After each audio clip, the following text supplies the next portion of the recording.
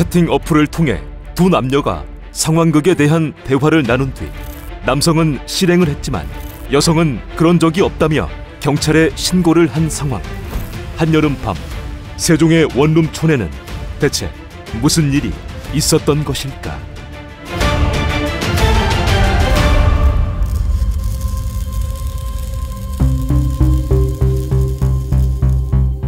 무더위가 기승을 부리던 2019년 8월 5일 밤 10시경 세종시의 한 원룸촌.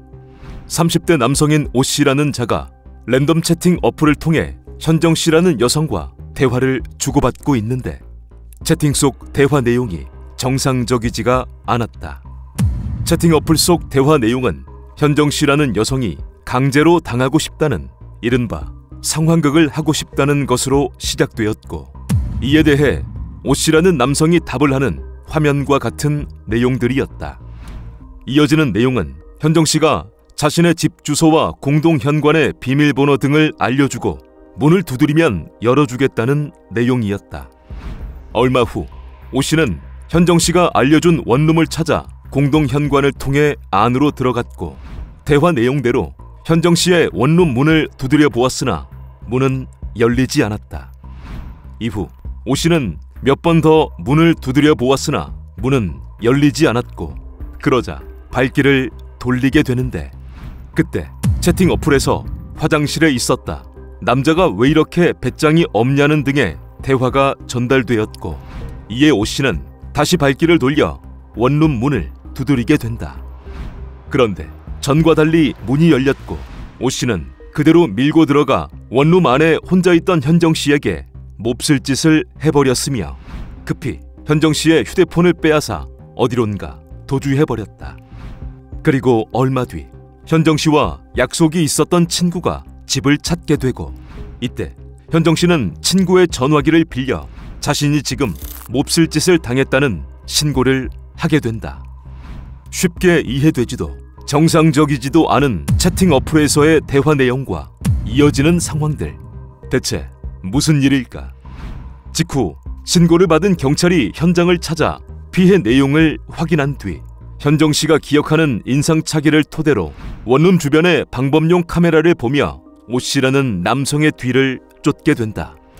그러다 방범용 카메라를 통해 오씨라는 남성이 현정씨의 원룸과 3분 거리에 있는 한 빌라로 들어가는 것을 보게 되었고, 곧바로 그 빌라로 향해 문을 두드리고 초인종을 눌러보았으나 인기척은 없었다. 경찰은 방범용 카메라를 통해 오씨가 원룸에 들어가는 것은 보았으나 나오는 것은 보지 못했기에 오씨가 원룸에 있다는 것을 확신하고는 관할 소방서와 공조, 원룸 창문을 통해 그 집으로 들어가게 된다. 경찰의 예상대로 원룸 안에는 오씨가 이불을 뒤집어 쓴 채 자는 척 누워 있었고, 그렇게 오씨는 경찰의 추적 2시간 만에 긴급 체포되었으나 사건은 이때부터 시작되었다. 붙잡힌 오씨는 경찰에게 자신은 그저 랜덤 채팅에서 현정씨와의 대화 내용대로만 행동했을 뿐이라 말했고, 그 증거로 채팅 내용을 보여주며 자신은 죄가 없음을 주장했다. 이에 경찰이 그러면 왜 현정씨의 휴대폰을 빼앗아 도망쳤냐고 묻자 오씨는 현정씨에게 몹쓸 짓을 하는 동안 문 밖에서 그 상황을 쳐다보는 누군가와 눈이 마주쳤고, 이때 자신이 뭔가 덫에 걸렸다는 생각에서 라고 답했다. 그런데 오씨의 말과 달리 현정씨는 그런 채팅 어플은 들어본 적도 해본 적도 없다는 입장이었고, 그날 밤 문을 열어준 것은 친구가 집에 오기로 되어 있어 친구인 줄 알고 문을 열어주었다는 말을 했다. 채팅방에서 두 남녀가 상황극에 대한 대화를 나눈 뒤 남성은 실행을 하고 여성은 그런 적이 없다면서 경찰에 신고를 한 상황. 대체 어찌된 일일까? 이후 경찰이 채팅 어플 회사에 자료를 요청하며 사건의 전모가 밝혀지게 된다. 놀랍게도 채팅방을 개설했던 사람은 현정씨가 아니라 현정씨의 집 맞은편 원룸에 살던 20대 남성 이씨라는 것으로 밝혀졌다. 사실을 알게 된 경찰은 이씨의 소재를 파악한 뒤 근무하는 회사를 찾아 이씨를 탐문하게 되는데 이때 이 씨는 채팅방을 개설한 것도 남성과 대화를 주고받은 것은 사실이지만 그저 장난친 것이다. 그리고 그 실행범인 남성, 즉 오 씨가 진짜 실행할 줄은 몰랐다는 헛소리를 짓거렸다. 그러나 수사 결과 당일 밤에 진실이 밝혀졌는데 사건 당일 현정 씨의 원룸 근처에 사는 20대 남성 이 씨는 불특정 다수가 연결되는 랜덤 채팅 어플에서 자신의 프로필을 30대 여성으로 꾸미고 상황극을 할 남성을 찾는다는 방을 만들었다. 그러다 30대 남성인 오 씨가 관심을 보였고 사건이 발생한 것이었다. 하지만 20대 남성 이 씨의 만행은 이뿐만이 아니었다. 교사범인 20대 남성 이 씨는 사건이 일어나기 훨씬 전부터 원룸 일대를 돌아다니며 현정 씨를 비롯한 여러 여성들의 차량을 미리 알아내고 주차된 차량에서 여성들의 연락처를 알아냈다. 그리고는 빌라 옥상에서 그 여성들을 훔쳐본 뒤 여성들이 사는 문에 그간 지켜보았다. 신체는 어떠하더라.